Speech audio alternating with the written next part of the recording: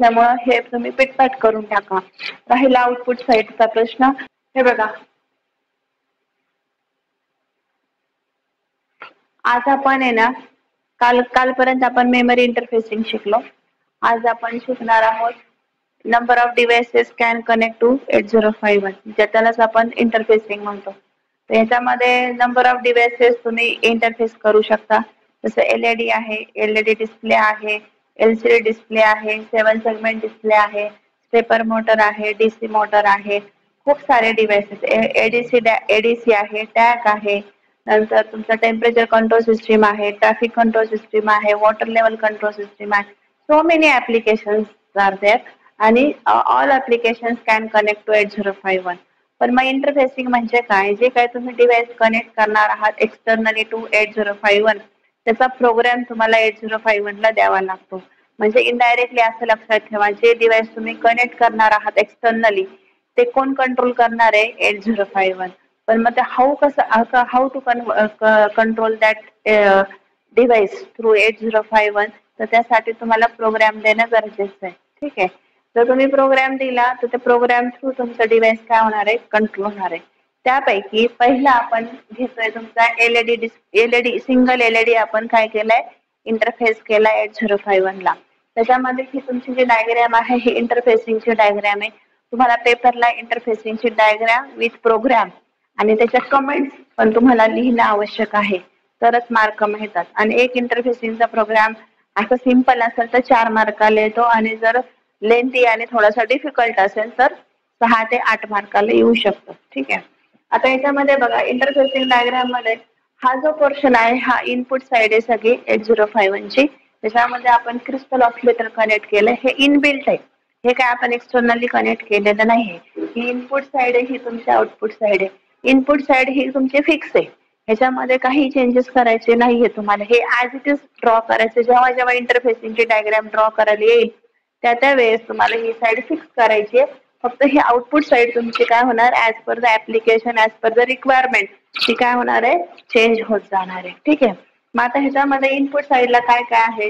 हा तुमचा crystal oscillator आहे जो 12 मेगाहर्ट्झ फ्रिक्वेन्सी प्रोव्हाइड करतो 8051ला.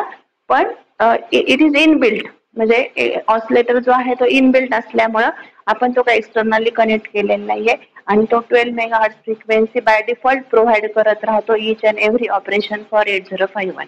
ठीक आहे.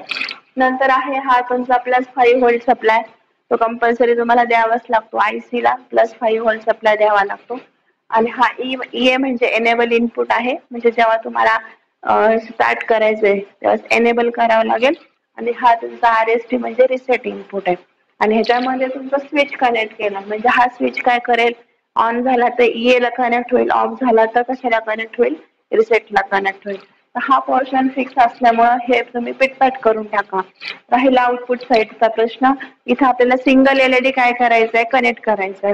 सिंगल एलईडी कोणता आहे तुमचा? आता एक आपण एलईडी कनेक्ट केला, त्या एलईडीला पण +5 व्होल्ट सप्लाय लागणार आहे ना, म्हणून आपण कशाला कनेक्ट केलाय? +5 व्होल्ट सप्लायला कनेक्ट केला. ठीक आहे. तर हे झालं तुमचं डिस्क्रिप्शन फॉर डायग्राम. आता आपल्याला ऍक्च्युअली प्रोग्राम कडे वळायचं. तर ह्याच्यामध्ये सिंगल एलईडी असल्यामुळे तुम्हाला डाटा तुम्हाला द्यायचा आहे त्याला. हा, तर डाटा तुम्हीच देणार आहात त्याला काही समजत नाहीये ऑन आणि ऑफ. तर ऑनचा अर्थ काय झाला? लॉजिक 1, आणि ऑफचा अर्थ काय झाला? लॉजिक 0. मग आता हा सिंगल एलईडी असल्यामुळे आपण डाटा त्याला सिंगलच देणार आहे. तर हॅश काय इंडिकेट करतोय? तिथं इमिजिएट डाटा. मग आपण इनिशियली डाटा कुठं टाकला? 0-1 डाटा कुठं लोड केला? ए मध्ये लोड केला. आता आपलं कनेक्शन कशाला आहे? पोर्ट 1च्या बीट नंबर 0 ला आहे. म्हणजे तुमचं जे एलईडी कनेक्ट केलाय तो कुठं कनेक्ट केलाय?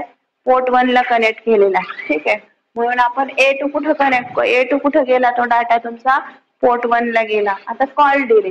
आता तुमचा एलईडी ऑन झालेला आहे, तर ऑफ होण्यासाठी वेळ जाणार की नाही? मग मधला पिरियड काय असणार आहे तुमचा? कॉल, म्हणजे तो डिले असणार. डिले म्हणजे काय? तोपर्यंत तुमचा एलईडी ऑन किंवा आयदर ऑफ राहणार आहे. ठीक आहे. मग आता हा म्हणून कॉल डिले. हा, मग आता ह्या कंडिशनला एलईडी काय झालाय? ऑन झालाय. आता ह्या कंडिशनला 0-0 डाटा कुठं लोड झाला? ए टू परत कुठं गेला तुमचा? पोर्ट 1. म्हणजे इथे ह्या केसमध्ये एलईडी काय झाला? आता ऑफ झाला. आता ऑफचा परत ऑन व्हायला वेळ लागणार की नाही? म्हणून हा कशासाठी दिलाय? हा डिले कॉल डिले म्हणजे तो डिले कॉल करतो. आता कॉल आपण त्याचे प्रोग्राम पण घेणार आहे. आता त्याच्यामध्ये दोन प्रोग्राम असतात, एक मेन प्रोग्राम असतो आणि एक कॉलिंग प्रोग्राम असतो किंवा त्याला सबरुटीन प्रोग्राम म्हणतात. म्हणजे मला जे ऑपरेशन करायचं ना मी त्याला कॉल करणार.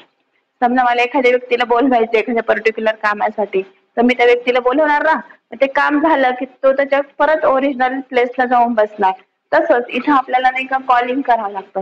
म्हणजे फॉर एक्झाम्पल आता समजा मी असं घेतलंय, हा तुमचा मेन प्रोग्राम आहे आणि हा इकडं तुमचा सबरुटीन प्रोग्राम आहे.